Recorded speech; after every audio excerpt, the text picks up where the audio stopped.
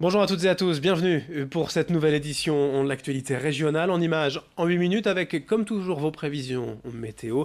Alors un temps en mitigé et des températures quand même assez froides encore pour ce week-end, de 2 degrés dans la métropole lilloise à 4 degrés sur le littoral, encore pas mal de perturbations nuageuses ce samedi, mais du soleil dans l'ensemble, on l'espère pour ce dimanche. La météo bien sûr à retrouver dans nos prochaines éditions et tous les quarts d'heure ici même.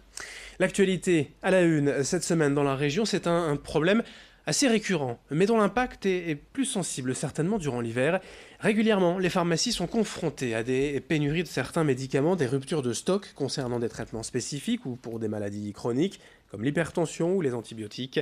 La cause première de ces pénuries, c'est tout simplement la mondialisation. Beaucoup des matières premières de ces médicaments viennent d'Inde ou de Chine aujourd'hui et il y a parfois d'importants retards de livraison dans cette pharmacie. Chaque jour, la liste des produits manquants s'allonge, mais pour honorer malgré tout les ordonnances des clients, les pharmaciens essayent donc de trouver des alternatives et surtout s'entraident entre confrères.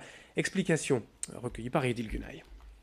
Il y a soit dans les traitements aigus où là on se permet d'appeler le médecin et en concertation avec lui on va changer le traitement du patient. Les traitements chroniques là c'est toujours un peu plus compliqué parce que la personne est habituée à son traitement. C'est un traitement qu'elle prend depuis des années et du coup là forcément, alors pareil, on essaie de s'arranger avec des confrères chez qui il peut rester du stock, voilà, parce qu'on veut qu'il y ait une continuité de traitement pour cette personne.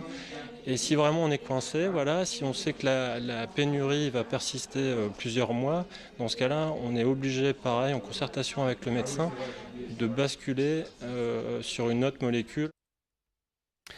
L'actualité cette semaine dans la région et à Lille surtout, hormis la neige et le froid, c'est quand même la réduction de la vitesse autorisée sur le périphérique lillois à 70 km/h depuis 5 heures ce samedi matin. La portion concernée va de la sortie numéro 5 Port Fluvial sur la 25 jusqu'au périphérique Est vers la Madeleine. 7 km de route où circulent chaque jour près de 150 000 véhicules. La mesure est expérimentale et a pour objectif de réduire les pollutions de l'air et sonore dans la métropole lilloise, mais aussi de fluidifier le trafic. La réduction de vitesse va être donc évaluée durant 18 à 24 mois. Les premiers résultats seront communiqués dès le mois d'octobre lors des assises de la mobilité. 70 km/h sur 7 km du périphérique à Lille. C'est depuis ce samedi 5 heures. N'oubliez pas, réduisez votre vitesse. On écoute le préfet de la région, Michel Lalande, à propos de cette mesure et des prochaines évaluations attendues au micro d'Idil Gunay. Les usagers seront informés par d'abord un compte-rendu intermédiaire de cette expérience que nous faisons ici sur l'île Sud au mois d'octobre prochain, à la prochaine journée des mobilités qu'organisera la métropole européenne de Lille, sachant que la décision que j'ai prise, c'est une décision qui s'inscrit dans un travail partenarial avec la métropole européenne de Lille et qui est d'ailleurs soutenu par la maire de Lille, comme vous le savez. Et donc c'est à la suite des travaux que nous conduisons en commun avec les élus de la métropole que cette mesure a été arrêtée, qu'elle se met en place aujourd'hui et qu'elle sera évaluée. Depuis 2 mois déjà et la crise des Gilets jaunes en France, on a parfois évoqué ici même les conséquences des blocages pour les commerces ou petites entreprises, mais qu'en est-il réellement? Les PME ou TPE souffrent-elles vraiment du climat social? Pour le savoir, nous sommes allés rencontrer Alain Darnoncourt. Il est vice-président de la Confédération des PME. Son discours est clair, la tendance est morose, la crise sociale se ressent sur l'activité économique. Chiffre à l'appui, d'après un rapport récent, 13% des investissements prévus par les PME de la région auraient été reportés ces dernières semaines, ce qui signifie en clair des embauches décalées, des problèmes de trésorerie.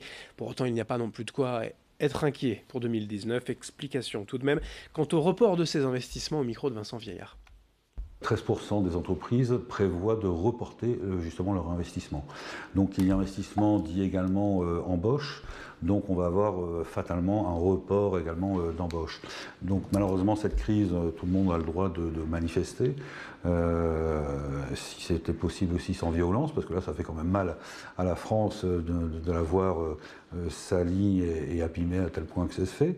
À aujourd'hui, on a quand même une certaine morosité.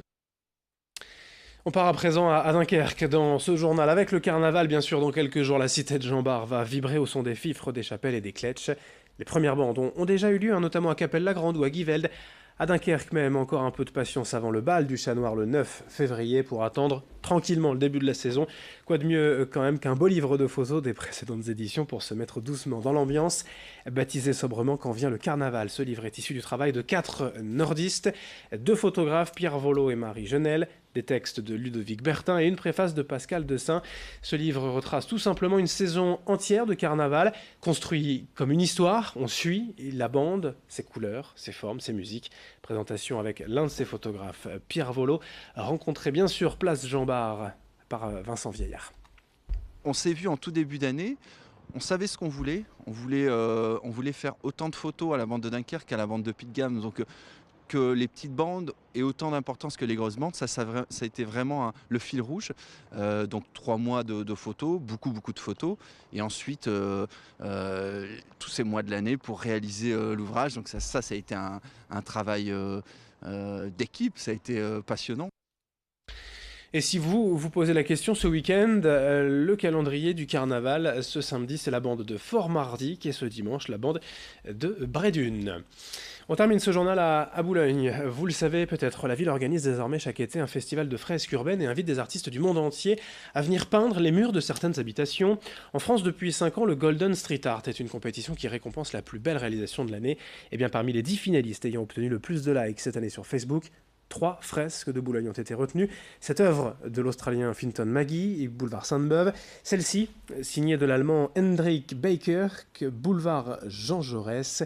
Et puis une dernière à Boulogne, rue des Pipots, celle du Dominicain Evoca. La voici, vous pouvez voter jusqu'au 10 février pour votre œuvre préférée sur la page Facebook du site Trompe-l'œil Info. Un jury de 10 professionnels donnera également son avis. On vous donnera bien sûr les résultats prochainement. Fin de cette édition régionale. Dans un instant, à suivre, bien sûr, d'autres informations en images. On se retrouve dans quelques minutes. Vous serez avec Xavier Silly pour une autre édition. Merci de votre fidélité.